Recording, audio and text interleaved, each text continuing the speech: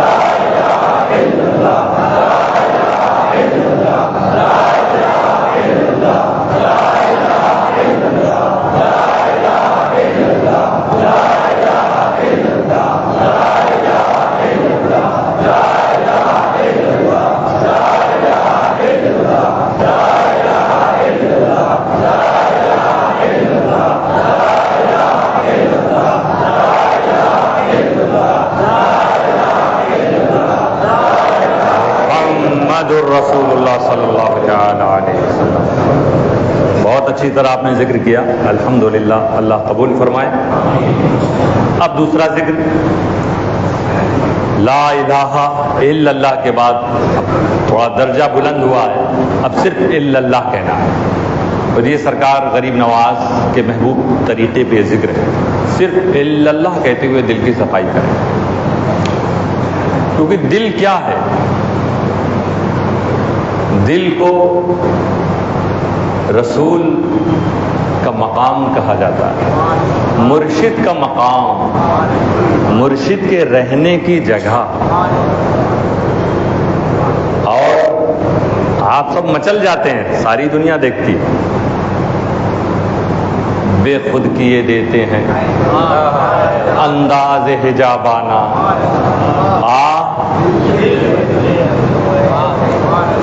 جب بھی پڑھا گیا تو آپ اٹھ گئے اپنی جگہ سے, بے خود ہوئے نظر آئے. دل میں تجھے رکھ لوں, دل میں تجھے رکھ لوں. اس کی جتنی تکرار ہوتی ہے اتنا آپ کو لطف آتا. دل مرشد کا مقام ہے, مرشد کو بیٹھانے کی جگہ ہے. اور دوستو, مرشد کو صاف ستھری جگہ بیٹھایا جاتا ہے.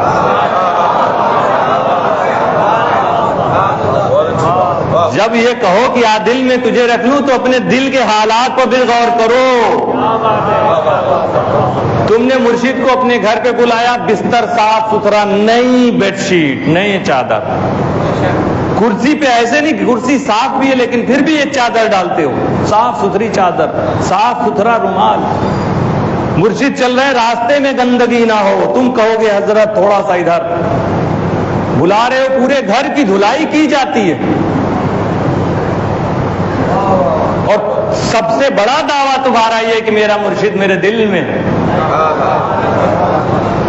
تو نے گھر کو صاف کیا, بستر کو صاف کیا, تو نے چٹائیوں کو صاف کیا, فرش کو صاف کیا, لیکن دل کو کیوں نہیں صاف کیا؟ تو سچا مرید وہی ہے جو پہلے اپنے دل کو صاف کرے, پھر کہے دل میں تجھے رکھوں.